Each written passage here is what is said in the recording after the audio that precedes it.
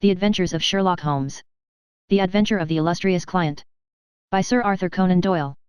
"It can't hurt now," was Mr. Sherlock Holmes's comment when, for the 10th time in as many years, I asked his leave to reveal the following narrative. So it was that at last I obtained permission to put on record what was, in some ways, the supreme moment of my friend's career. Both Holmes and I had a weakness for the Turkish bath. It was over a smoke in the pleasant lassitude of the drying room that I have found him less reticent and more human than anywhere else. On the upper floor of the Northumberland Avenue establishment there is an isolated corner where two couches lie side by side, and it was on these that we lay upon September 3, 1902, the day when my narrative begins. I had asked him whether anything was stirring, and for answer he had shot his long, thin, nervous arm out of the sheets which enveloped him and had drawn an envelope from the inside pocket of the coat which hung beside him. "It may be some fussy, self-important fool, it may be a matter of life or death," said he, as he handed me the note. "I know no more than this message tells me." It was from the Carlton Club, and dated the evening before. This is what I read. "Sir James Damery presents his compliments to Mr. Sherlock Holmes, and will call upon him at 4:30 tomorrow. Sir James begs to say that the matter upon which he desires to consult Mr. Holmes is very delicate, and also very important. He trusts, therefore, that Mr. Holmes will make every effort to grant this interview, and that he will confirm it over the telephone to the Carlton Club." "I need not say that I have confirmed it, Watson," said Holmes, as I returned the paper. "Do you know anything of this man Damery?"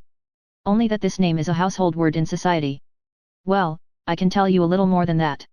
He has rather a reputation for arranging delicate matters which are to be kept out of the papers. You may remember his negotiations with Sir George Lewis over the Hamerford will case. He is a man of the world with a natural turn for diplomacy. I am bound therefore, to hope that it is not a false scent and that he has some real need for our assistance." "Well, if you will be so good, Watson." "I shall be honoured." "Then you have the hour, 4:30. Until then we can put the matter out of our heads." I was living in my own rooms in Queen Anne Street at the time, but I was round at Baker Street before the time named. Sharp to the half-hour, Colonel Sir James Damery was announced. It is hardly necessary to describe him, for many will remember that large, bluff, honest personality, that broad, clean-shaven face, above all, that pleasant, mellow voice. Frankness shone from his grey Irish eyes, and good humour played round his mobile, smiling lips. His lucent top hat, his dark frock coat, indeed, every detail, from the pearl pin in the black satin cravat to the lavender spats over the varnished shoes, spoke of the meticulous care in dress for which he was famous. The big, masterful aristocrat dominated the little room. "Of course, I was prepared to find Dr. Watson," he remarked, with a courteous bow. "His collaboration may be very necessary, for we are dealing on this occasion, Mr. Holmes, with a man to whom violence is familiar and who will, literally, stick at nothing. I should say that there is no more dangerous man in Europe." "I have had several opponents to whom that flattering term has been applied," said Holmes, with a smile. "Don't you smoke? Then you will excuse me if I light my pipe. If your man is more dangerous than the late Professor Moriarty, or than the living Colonel Sebastian Moran, then he is indeed worth meeting. May I ask his name? Have you ever heard of Baron Gruner?" "You mean the Austrian murderer?" Colonel Damery threw up his kid-gloved hands with a laugh. "There is no getting past you, Mr. Holmes." "Wonderful. So you have already sized him up as a murderer." "It is my business to follow the details of continental crime. Who could possibly have read what happened at Prague and have any doubts as to the man's guilt? It was a purely technical legal point and the suspicious death of a witness that saved him. I am as sure that he killed his wife when the so-called accident happened in the Spludgen Pass as if I had seen him do it. I knew, also, that he had come to England, and had a presentiment that sooner or later he would find me some work to do." "Well, what has Baron Gruner been up to? I presume it is not this old tragedy which has come up again." "No, it is more serious than that. To revenge crime is important, but to prevent it is more so. It is a terrible thing, Mr. Holmes, to see a dreadful event, an atrocious situation, preparing itself before your eyes, to clearly understand whither it will lead and yet to be utterly unable to avert it. Can a human being be placed in a more trying position? Perhaps not. Then you will sympathize with the client in whose interests I am acting. I did not understand that you were merely an intermediary. Who is the principal?" "Mr. Holmes, I must beg you not to press that question. It is important that I should be able to assure him that his honoured name has been in no way dragged into the matter. His motives are, to the last degree, honourable and chivalrous, but he prefers to remain unknown. I need not say that your fees will be assured and that you will be given a perfectly free hand. Surely the actual name of your client is immaterial." "I am sorry," said Holmes. "I am accustomed to have mystery at one end of my cases, but to have it at both ends is too confusing. I fear, Sir James, that I must decline to act." Our visitor was greatly disturbed. His large, sensitive face was darkened with emotion and disappointment. "You hardly realize the effect of your own action, Mr. Holmes," said he. "You place me in a most serious dilemma, for I am perfectly certain that you would be proud to take over the case if I could give you the facts, and yet a promise forbids me from revealing them all. May I, at least, lay all that I can before you?" "By all means, so long as it is understood that I commit myself to nothing." "That is understood. In the first place, you have no doubt heard of General de Merville." "De Merville of Khyber fame?" "Yes, I have heard of him. He has a daughter, Violet de Merville, young, rich, beautiful, accomplished, a wonder woman in every way. It is this daughter, this lovely, innocent girl, whom we are endeavoring to save from the clutches of a fiend. Baron Gruner has some hold over her, then. The strongest of all holds where a woman is concerned, the hold of love. The fellow is, as you may have heard, extraordinarily handsome, with the most fascinating manner, a gentle voice, and that air of romance and mystery which means so much to a woman. He is said to have the whole sex at his mercy and to have made ample use of the fact. But how came such a man to meet a lady of the standing of Miss Violet de Merville? It was on a Mediterranean yachting voyage. The company, though select, paid their own passages. No doubt the promoters hardly realized the Baron's true character until it was too late. The villain attached himself to the lady, and with such effect that he has completely and absolutely won her heart. To say that she loves him hardly expresses it. She dotes upon him, she is obsessed by him. Outside of him there is nothing on earth. She will not hear one word against him. Everything has been done to cure her of her madness, but in vain. To sum up, she proposes to marry him next month. As she is of age and has a will of iron, it is hard to know how to prevent her. Does she know about the Austrian episode? The cunning devil has told her every unsavory public scandal of his past life, but always in such a way as to make himself out to be an innocent martyr. She absolutely accepts his version and will listen to no other. Dear me! But surely you have inadvertently let out the name of your client? It is no doubt General de Merville. Our visitor fidgeted in his chair. I could deceive you by saying so, Mr. Holmes, but it would not be true. De Merville is a broken man. The strong soldier has been utterly demoralized by this incident. He has lost the nerve which never failed him on the battlefield and has become a weak, doddering old man, utterly incapable of contending with a brilliant, forceful rascal like this Austrian. My client, however, is an old friend, one who has known the general intimately for many years and taken a paternal interest in this young girl since she wore short frocks. He cannot see this tragedy consummated without some attempt to stop it. There is nothing in which Scotland Yard can act. It was his own suggestion that you should be called in, but it was, as I have said, on the express stipulation that he should not be personally involved in the matter. I have no doubt, Mr. Holmes, with your great powers you could easily trace my client back through me, but I must ask you, as a point of honor, to refrain from doing so, and not to break in upon his incognito." Holmes gave a whimsical smile. "I think I may safely promise that," said he. "I may add that your problem interests me, and that I shall be prepared to look into it. How shall I keep in touch with you?" "The Carlton Club will find me. But, in case of emergency, there is a private telephone call, XX.31. Holmes noted it down and sat, still smiling, with the open memorandum book upon his knee. "The Baron's present address, please." "Vernon Lodge, near Kingston." "It is a large house. He has been fortunate in some rather shady speculations and is a rich man, which, naturally, makes him a more dangerous antagonist." "Is he at home at present?" "Yes." "Apart from what you have told me, can you give me any further information about the man?" "He has expensive tastes. He is a horse fancier. For a short time he played polo at Hillingham, but then this Prague affair got noised about and he had to leave. He collects books and pictures. He is a man with a considerable artistic side to his nature. He is, I believe, a recognized authority upon Chinese pottery, and has written a book upon the subject." "A complex mind," said Holmes. "All great criminals have that. My old friend Charlie Peace was a violin virtuoso. Wainwright was no mean artist. I could quote many more. Well, Sir James, you will inform your client that I am turning my mind upon Baron Gruner. I can say no more. I have some sources of information of my own, and I dare say we may find some means of opening the matter up." When our visitor had left us, Holmes sat so long in deep thought that it seemed to me that he had forgotten my presence. At last, however, he came briskly back to earth. "Well, Watson, any views?" he asked. "I should think you had better see the young lady herself." "My dear Watson, if her poor old broken father cannot move her, how shall I, a stranger, prevail? And yet there is something in the suggestion if all else fails.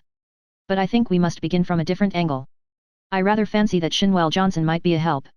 I have not had occasion to mention Shinwell Johnson in these memoirs because I have seldom drawn my cases from the latter phases of my friend's career. During the first years of the century he became a valuable assistant. Johnson, I grieve to say, made his name first as a very dangerous villain and served 2 terms at Parkhurst. Finally, he repented and allied himself to Holmes, acting as his agent in the huge criminal underworld of London, and obtaining information which often proved to be of vital importance. Had Johnson been a narc of the police he would soon have been exposed, but as he dealt with cases which never came directly into the courts, his activities were never realized by his companions. With the glamour of his 2 convictions upon him, he had the entree of every nightclub, doss house, and gambling den in the town, and his quick observation and active brain made him an ideal agent for gaining information. It was to him that Sherlock Holmes now proposed to turn. It was not possible for me to follow the immediate steps taken by my friend, for I had some pressing professional business of my own, but I met him by appointment that evening at Simpson's, where, sitting at a small table in the front window, and looking down at the rushing stream of life in the Strand, he told me something of what had passed. "Johnson is on the prowl," said he. "He may pick up some garbage in the darker recesses of the underworld, for it is down there, amid the black roots of crime, that we must hunt for this man's secrets. But, if the lady will not accept what is already known, why should any fresh discovery of yours turn her from her purpose? Who knows, Watson? Woman's heart and mind are insoluble puzzles to the male. Murder might be condoned or explained, and yet some smaller offense might rankle. Baron Gruner remarked to me." "He remarked to you?" "Oh, to be sure, I had not told you of my plans. Well, Watson, I love to come to close grips with my man. I like to meet him eye to eye and read for myself the stuff that he is made of." When I had given Johnson his instructions, I took a cab out to Kingston and found the Baron in a most affable mood. "Did he recognize you?" "There was no difficulty about that, for I simply sent in my card. He is an excellent antagonist, cool as ice, silky-voiced and soothing as one of your fashionable consultants, and poisonous as a cobra. He has bred in him, a real aristocrat of crime, with a superficial suggestion of afternoon tea and all the cruelty of the grave behind it. Yes, I am glad to have had my attention called to Baron Adalbert Gruner. You say he was affable. A purring cat who thinks he sees prospective mice.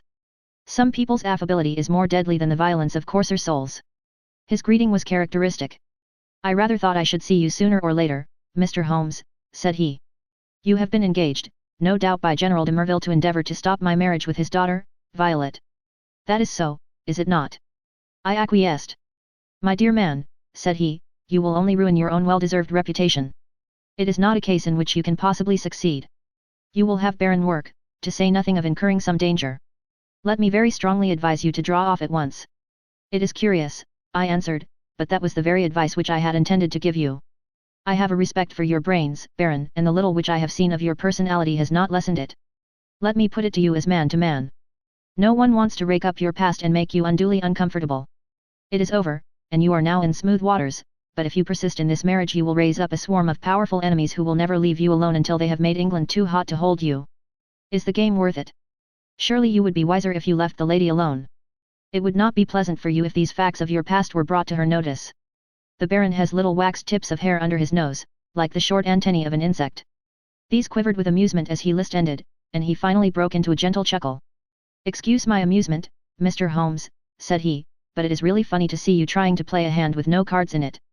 I don't think anyone could do it better, but it is rather pathetic, all the same.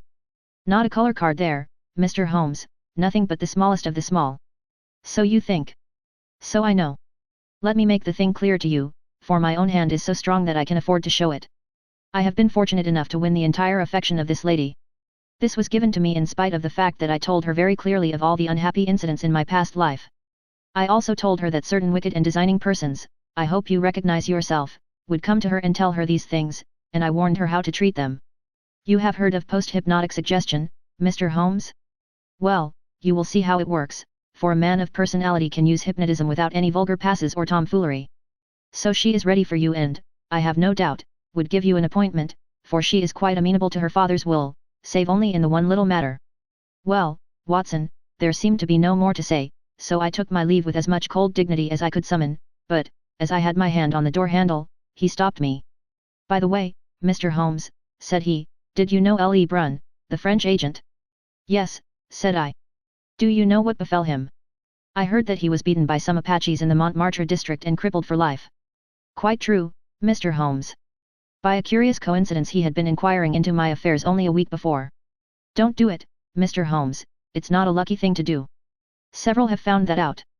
My last word to you is, go your own way and let me go mine. Goodbye. So there you are, Watson. You are up to date now. The fellow seems dangerous. Mighty dangerous. I disregard the blusterer, but this is the sort of man who says rather less than he means. Must you interfere? Does it really matter if he marries the girl? Considering that he undoubtedly murdered his last wife, I should say it mattered very much. Besides, the client.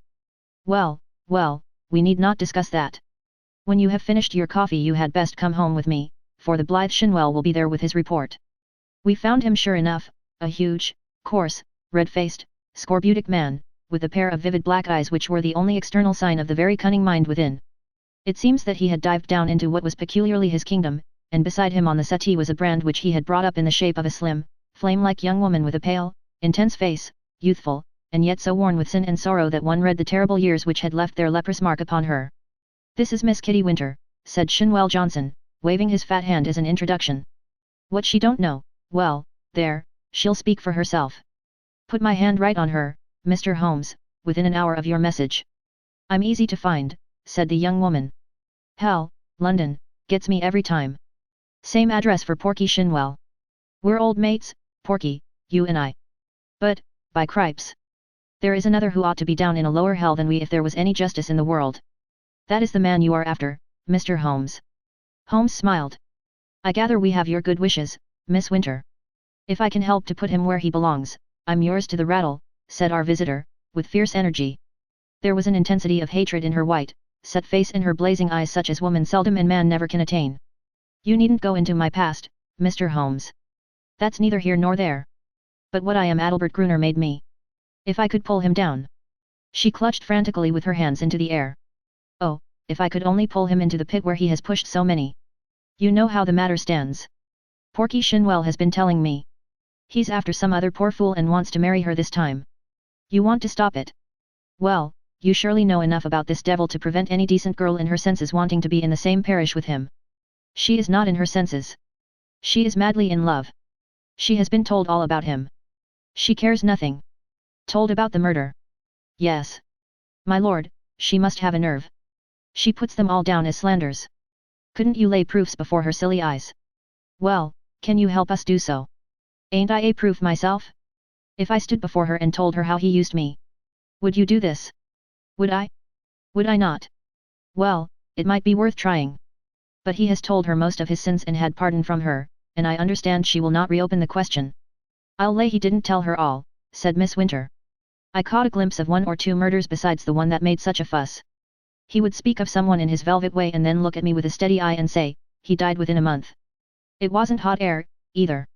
But I took little notice, you see, I loved him myself at that time. Whatever he did went with me, same as with this poor fool. There was just one thing that shook me. Yes, by cripes. If it had not been for his poisonous, lying tongue that explains and soothes, I'd have left him that very night. It's a book he has, a brown leather book with a lock, and his arms in gold on the outside. I think he was a bit drunk that night, or he would not have shown it to me. What was it, then? I tell you, Mr. Holmes, this man collects women, and takes a pride in his collection, as some men collect moths or butterflies. He had it all in that book. Snapshot photographs, names, details, everything about them. It was a beastly book, a book no man, even if he had come from the gutter, could have put together. But it was Adalbert Gruner's book all the same. Souls I have ruined. He could have put that on the outside if he had been so minded. However, that's neither here nor there, for the book would not serve you, and, if it would, you can't get it. Where is it? How can I tell you where it is now? It's more than a year since I left him. I know where he kept it then. He's a precise, tidy cat of a man in many of his ways, so maybe it is still in the pigeonhole of the old bureau in the inner study. Do you know his house? I've been in the study, said Holmes. Have you, though? You haven't been slow on the job if you only started this morning. Maybe dear Adalbert has met his match this time. The outer study is the one with the Chinese crockery in it, big glass cupboard between the windows. Then behind his desk is the door that leads to the inner study, a small room where he keeps papers and things. Is he not afraid of burglars? Adalbert is no coward.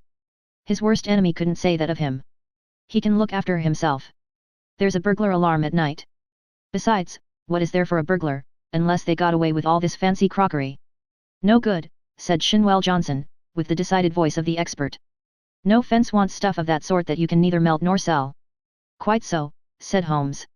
Well, now, Miss Winter, if you would call here tomorrow evening at 5, I would consider in the meanwhile whether your suggestion of seeing this lady personally may not be arranged. I am exceedingly obliged to you for your cooperation. I need not say that my clients will consider liberally. None of that, Mr. Holmes, cried the young woman. I am not out for money. Let me see this man in the mud, and I've got all I worked for, in the mud with my foot on his cursed face. That's my price.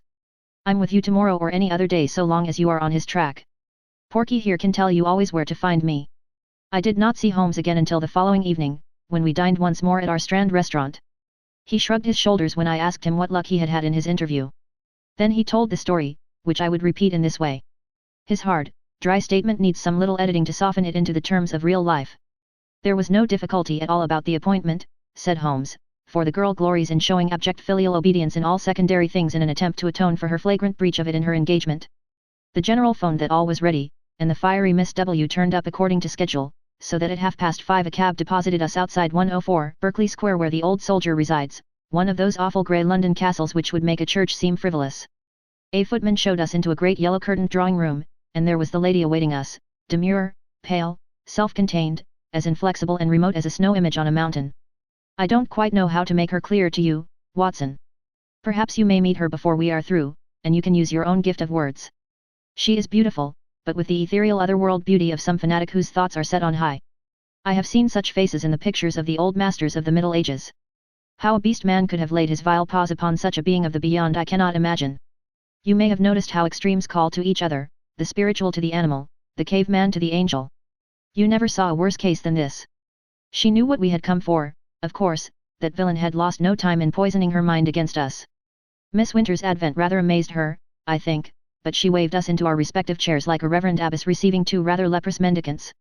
If your head is inclined to swell, my dear Watson, take a course of Miss Violet de Merville.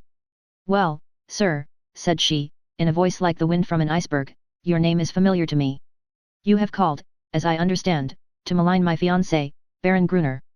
It is only by my father's request that I see you at all, and I warn you in advance that anything you can say could not possibly have the slightest effect upon my mind. I was sorry for her, Watson. I thought of her for the moment as I would have thought of a daughter of my own. I am not often eloquent. I use my head, not my heart. But I really did plead with her with all the warmth of words that I could find in my nature. I pictured to her the awful position of the woman who only wakes to a man's character after she is his wife, a woman who has to submit to be caressed by bloody hands and lecherous lips. I spared her nothing, the shame, the fear, the agony, the hopelessness of it all. All my hot words could not bring one tinge of color to those ivory cheeks or one gleam of emotion to those abstracted eyes. I thought of what the rascal had said about a post-hypnotic influence. One could really believe that she was living above the earth in some ecstatic dream. Yet there was nothing indefinite in her replies. I have listened to you with patience, Mr. Holmes, said she. The effect upon my mind is exactly as predicted. I am aware that Adelbert, that my fiancé, has had a stormy life in which he has incurred bitter hatreds and most unjust aspersions. You are only the last of a series who have brought their slanders before me.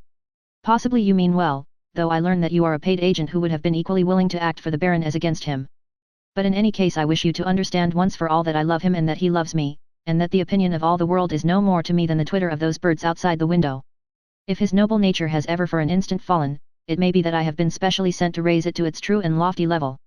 I am not clear, here she turned eyes upon my companion, who this young lady may be. I was about to answer when the girl broke in like a whirlwind. If ever you saw flame and ice face to face, it was those two women. I'll tell you who I am, she cried, springing out of her chair, her mouth all twisted with passion. I am his last mistress. I am one of 100 that he has tempted and used and ruined and thrown into the refuse heap, as he will you also. Your refuse heap is more likely to be a grave, and maybe that's the best. I tell you, you foolish woman, if you marry this man he'll be the death of you. It may be a broken heart or it may be a broken neck, but he'll have you one way or the other. It's not out of love for you I'm speaking. I don't care a tinker's curse whether you live or die. It's out of hate for him and to spite him and to get back on him for what he did to me. But it's all the same, and you needn't look at me like that, my fine lady, for you may be lower than I am before you are through with it. I should prefer not to discuss such matters, said Miss de Merville coldly. Let me say once for all that I am aware of 3 passages in my fiancé's life in which he became entangled with designing women, and that I am assured of his hearty repentance for any evil that he may have done. 3 passages, screamed my companion. You fool! You unutterable fool! Mr. Holmes, I beg that you will bring this interview to an end, said the icy voice.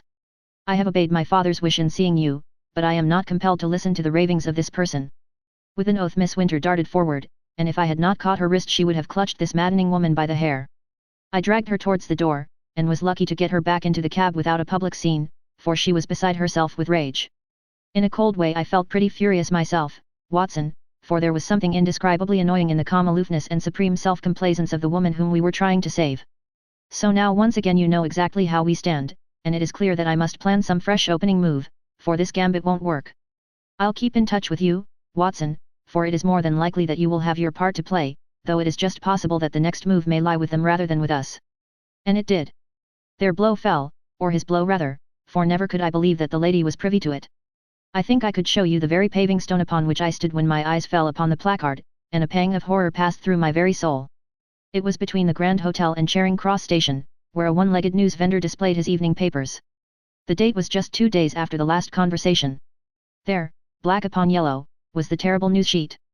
Murderous attack upon Sherlock Holmes. I think I stood stunned for some moments. Then I have a confused recollection of snatching at a paper, of the remonstrance of the man, whom I had not paid, and, finally, of standing in the doorway of a chemist's shop while I turned up the fateful paragraph. This was how it ran. We learn with regret that Mr. Sherlock Holmes, the well-known private detective, was the victim this morning of a murderous assault which has left him in a precarious position. There are no exact details to hand, but the event seems to have occurred about 12 o'clock in Regent Street, outside the Café Royal. The attack was made by 2 men armed with sticks, and Mr. Holmes was beaten about the head and body, receiving injuries which the doctors describe as most serious. He was carried to Charing Cross Hospital, and afterwards insisted upon being taken to his rooms in Baker Street. The miscreants who attacked him appear to have been respectably dressed men, who escaped from the bystanders by passing through the Café Royal and out into Glasshouse Street behind it. No doubt they belonged to that criminal fraternity which has so often had occasion to bewail the activity and ingenuity of the injured man. I need not say that my eyes had hardly glanced over the paragraph before I had sprung into a hansom and was on my way to Baker Street. I found Sir Leslie Oakshott, the famous surgeon in the hall, and his brougham waiting at the curb. No immediate danger, was his report. 2 lacerated scalp wounds and some considerable bruises. Several stitches have been necessary. Morphine has been injected and quiet is essential, but an interview of a few minutes would not be absolutely forbidden. With this permission I stole into the darkened room. The sufferer was wide awake, and I heard my name in a hoarse whisper. The blind was 3/4 down, but one ray of sunlight slanted through and struck the bandaged head of the injured man. A crimson patch had soaked through the white linen compress. I sat beside him and bent my head. "All right, Watson. Don't look so scared," he muttered in a very weak voice. "It's not as bad as it seems. Thank God for that. I'm a bit of a single-stick expert, as you know. I took most of them on my guard. It was the second man that was too much for me. What can I do, Holmes? Of course, it was that damned fellow who set them on. I'll go and thrash the hide off him if you give the word. Good old Watson. No, we can do nothing there unless the police lay their hands on the men. But their getaway had been well prepared. We may be sure of that. Wait a little. I have my plans. The first thing is to exaggerate my injuries. They'll come to you for news. Put it on thick, Watson. Lucky if I live the week out, concussion, delirium, what you like. You can't overdo it. But Sir Leslie Oakshott. Oh, he's all right. He shall see the worst side of me. I'll look after that. Anything else? Yes. Tell Shinwell Johnson to get that girl out of the way. Those beauties will be after her now. They know, of course, that she was with me in the case. If they dared to do me in, it is not likely they will neglect her. That is urgent. Do it tonight. I'll go now. Anything more? Put my pipe on the table, and the tobacco slipper. Right. Come in each morning and we will plan our campaign. I arranged with Johnson that evening to take Miss Winter to a quiet suburb and see that she lay low until the danger was past. For 6 days the public were under the impression that Holmes was at the door of death. The bulletins were very grave and there were sinister paragraphs in the papers. My continual visits assured me that it was not so bad as that. His wiry constitution and his determined will were working wonders. He was recovering fast, and I had suspicions at times that he was really finding himself faster than he pretended, even to me. There was a curious secretive streak in the man which led to many dramatic effects, but left even his closest friend guessing as to what his exact plans might be. He pushed to an extreme the axiom that the only safe plotter was he who plotted alone. I was nearer him than anyone else, and yet I was always conscious of the gap between. On the 7th day the stitches were taken out, in spite of which there was a report of erysipelas in the evening papers. The same evening papers had an announcement which I was bound, sick or well, to carry to my friend. It was simply that among the passengers on the Cunard boat Ruritania, starting from Liverpool on Friday, was the Baron Adalbert Gruner, who had some important financial business to settle in the States before his impending wedding to Miss Violet de Merville, only daughter of, etc., etc. Holmes listened to the news with a cold, concentrated look upon his pale face, which told me that it hit him hard. Friday, he cried. Only 3 clear days. I believe the rascal wants to put himself out of danger's way. But he won't, Watson. By the Lord Harry, he won't. Now, Watson, I want you to do something for me. I am here to be used, Holmes. Well, then, spend the next 24 hours in an intensive study of Chinese pottery. He gave no explanations and I asked for none. By long experience I had learned the wisdom of obedience. But when I had left his room I walked down Baker Street, revolving in my head how on earth I was to carry out so strange an order. Finally I drove to the London Library in St. James's Square, put the matter to my friend Lomax, the sub-librarian, and departed to my rooms with a goodly volume under my arm. It is said that the barrister who crams up a case with such care that he can examine an expert witness upon the Monday has forgotten all his forced knowledge before the Saturday. Certainly I should not like now to pose as an authority upon ceramics. And yet all that evening, and all that night with a short interval for rest, and all next morning I was sucking in knowledge and committing names to memory. There I learned of the hallmarks of the great artist-decorators, of the mystery of cyclical dates, the marks of the Hongwu and the beauties of the Yongle, the writings of Tang Ying, and the glories of the primitive period of the Sung and the Yuan. I was charged with all this information when I called upon Holmes next evening. He was out of bed now, though you would not have guessed it from the published reports, and he sat with his much bandaged head resting upon his hand in the depth of his favorite armchair. Why, Holmes, I said, if one believed the papers you are dying. That, said he, is the very impression which I intended to convey. And now, Watson, have you learned your lessons? At least I have tried to. Good. You could keep up an intelligent conversation on the subject. I believe I could. Then hand me that little box from the mantelpiece. He opened the lid and took out a small object most carefully wrapped in some fine eastern silk. This he unfolded, and disclosed a delicate little saucer of the most beautiful deep blue color. It needs careful handling, Watson. This is the real eggshell pottery of the Ming dynasty. No finer piece ever passed through Christie's. A complete set of this would be worth a king's ransom. In fact, it is doubtful if there is a complete set outside the Imperial Palace of Peking. The sight of this would drive a real connoisseur wild. What am I to do with it? Holmes handed me a card upon which was printed, Dr. Hill Barton, 369 Half Moon Street. That is your name for the evening, Watson. You will call upon Baron Gruner. I know something of his habits, and at 8:30 he would probably be disengaged. A note will tell him in advance that you are about to call, and you will say that you are bringing him a specimen of an absolutely unique set of Ming china. You may as well be a medical man, since that is a part which you can play without duplicity. You are a collector, this set has come your way, you have heard of the Baron's interest in the subject, and you are not averse to selling at a price. What price? Well asked, Watson. You would certainly fall down badly if you did not know the value of your own wares. This saucer was got for me by Sir James, and comes, I understand, from the collection of his client. You will not exaggerate if you say that it could hardly be matched in the world. I could perhaps suggest that the set should be valued by an expert. Excellent, Watson. You scintillate today. Suggest Christie or Sotheby. Your delicacy prevents your putting a price for yourself. But if he won't see me? Oh, yes, he will see you. He has the collection mania in its most acute form, and especially on this subject, on which he is an acknowledged authority. Sit down, Watson, and I will dictate the letter. No answer needed. You will merely say that you are coming, and why. It was an admirable document, short, courteous, and stimulating to the curiosity of the connoisseur. A district messenger was duly dispatched with it. On the same evening, with the precious saucer in my hand and the card of Dr. Hill Barton in my pocket, I set off on my own adventure. The beautiful house and grounds indicated that Baron Gruner was, as Sir James had said, a man of considerable wealth. A long winding drive, with banks of rare shrubs on either side, opened out into a great gravelled square adorned with statues. The place had been built by a South African gold king in the days of the Great Boom, and the long, low house with the turrets at the corners, though an architectural nightmare, was imposing in its size and solidity. A butler who would have adorned a bench of bishops showed me in, and handed me over to a plush-clad footman, who ushered me into the Baron's presence. He was standing at the open front of a great case which stood between the windows, and which contained part of his Chinese collection. He turned as I entered with a small brown vase in his hand. "Pray sit down, doctor," said he. I was looking over my own treasures and wondering whether I could really afford to add to them. "This little Tang specimen, which dates from the 7th century, would probably interest you." I am sure you never saw finer workmanship or a richer glaze. Have you the Ming saucer with you of which you spoke? I carefully unpacked it and handed it to him. He seated himself at his desk, pulled over the lamp, for it was growing dark, and set himself to examine it. As he did so the yellow light beat upon his own features, and I was able to study them at my ease. He was certainly a remarkably handsome man. His European reputation for beauty was fully deserved. In figure he was not more than of middle size, but was built upon graceful and active lines. His face was swarthy, almost oriental, with large, dark, languorous eyes which might easily hold an irresistible fascination for women. His hair and mustache were raven black, the latter short, pointed, and carefully waxed. His features were regular and pleasing, save only his straight, thin-lipped mouth. If ever I saw a murderer's mouth it was there, a cruel, hard gash in the face, compressed, inexorable, and terrible. He was ill-advised to train his mustache away from it, for it was nature's danger signal, set as a warning to his victims. His voice was engaging and his manners perfect. In age I should have put him at little over 30, though his record afterwards showed that he was 42.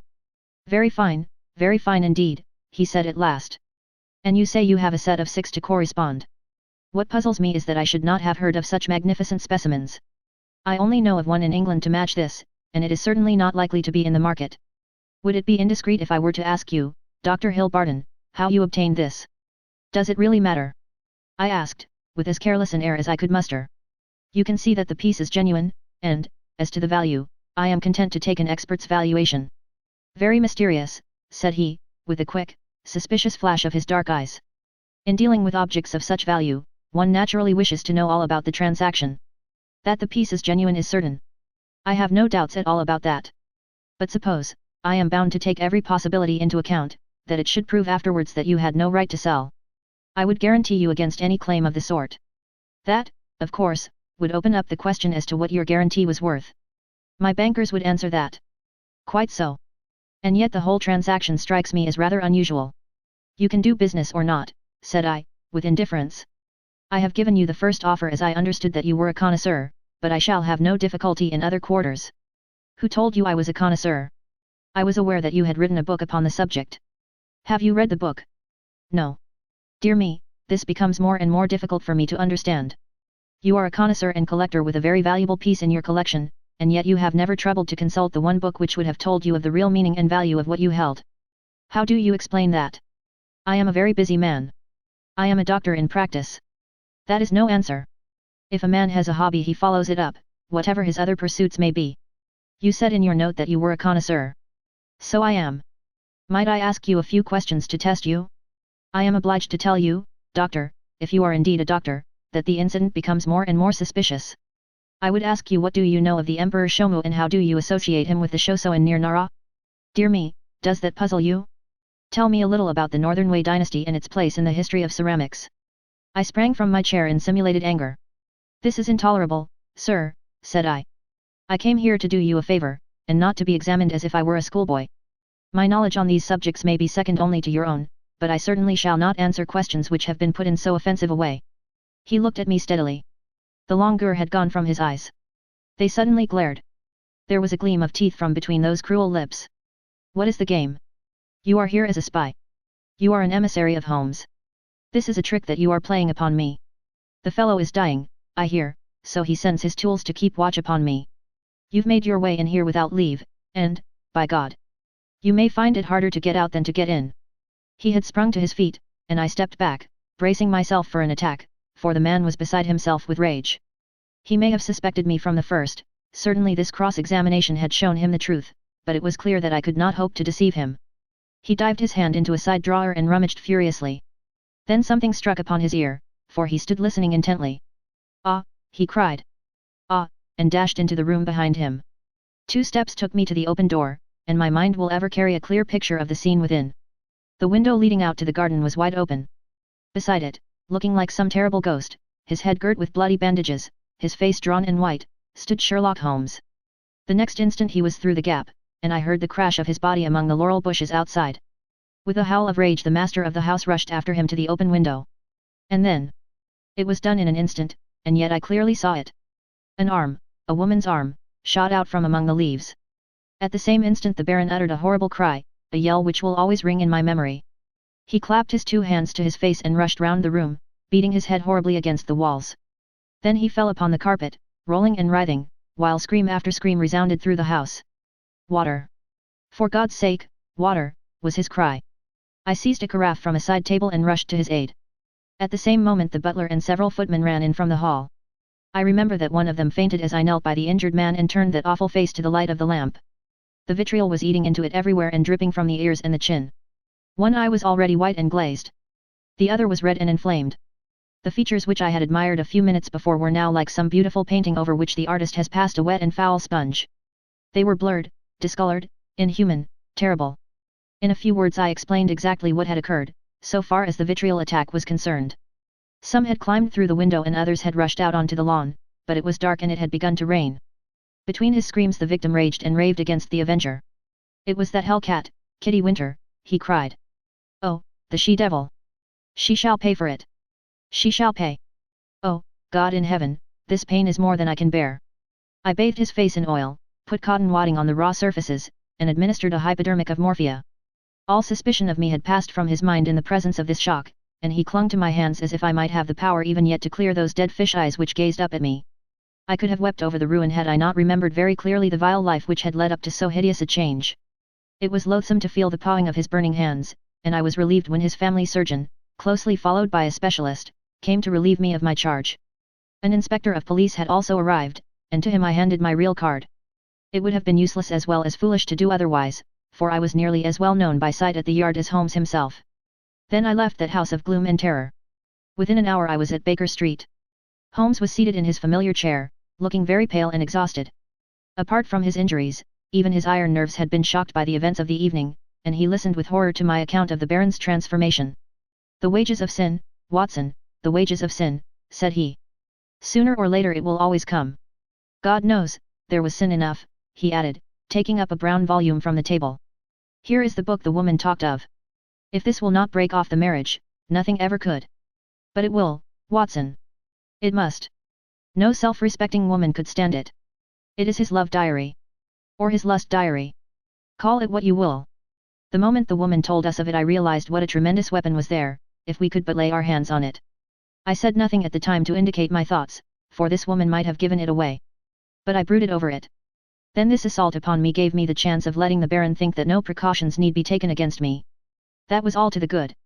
I would have waited a little longer, but his visit to America forced my hand. He would never have left so compromising a document behind him. Therefore we had to act at once. Burglary at night is impossible. He takes precautions. But there was a chance in the evening if I could only be sure that his attention was engaged. That was where you and your blue saucer came in. But I had to be sure of the position of the book, and I knew I had only a few minutes in which to act, for my time was limited by your knowledge of Chinese pottery. Therefore I gathered the girl up at the last moment. How could I guess what the little packet was that she carried so carefully under her cloak? I thought she had come altogether on my business, but it seems she had some of her own. He guessed I came from you. I feared he would. But you held him in play just long enough for me to get the book, though not long enough for an unobserved escape. Ah, Sir James, I am very glad you have come. Our courtly friend had appeared in answer to a previous summons. He listened with the deepest attention to Holmes's account of what had occurred. "You have done wonders, wonders," he cried, when he had heard the narrative. "But if these injuries are as terrible as Dr. Watson describes, then surely our purpose of thwarting the marriage is sufficiently gained without the use of this horrible book." Holmes shook his head. "Women of the de Merville type do not act like that. She would love him the more as a disfigured martyr. No, no. It is his moral side, not his physical, which we have to destroy. That book will bring her back to earth, and I know nothing else that could. It is in his own writing. She cannot get past it." Sir James carried away both it and the precious saucer. As I was myself overdue, I went down with him into the street. A brougham was waiting for him. He sprang in, gave a hurried order to the cockaded coachman, and drove swiftly away. He flung his overcoat half out of the window to cover the armorial bearings upon the panel, but I had seen them in the glare of our fanlight none the less.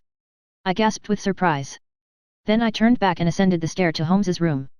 "I have found out who our client is," I cried, bursting with my great news. "Why, Holmes, it is. It is a loyal friend and a chivalrous gentleman," said Holmes, holding up a restraining hand. "Let that now and forever be enough for us. I do not know how the incriminating book was used. Sir James may have managed it. Or it is more probable that so delicate a task was entrusted to the young lady's father. The effect, at any rate, was all that could be desired. 3 days later appeared a paragraph in the Morning Post to say that the marriage between Baron Adalbert Gruner and Miss Violet de Merville would not take place. The same paper had the first police court hearing of the proceedings against Miss Kitty Winter on the grave charge of vitriol throwing. Such extenuating circumstances came out in the trial that the sentence, as will be remembered, was the lowest that was possible for such an offence. Sherlock Holmes was threatened with a prosecution for burglary, but when an object is good and a client is sufficiently illustrious, even the rigid British law becomes human and elastic. My friend has not yet stood in the dock.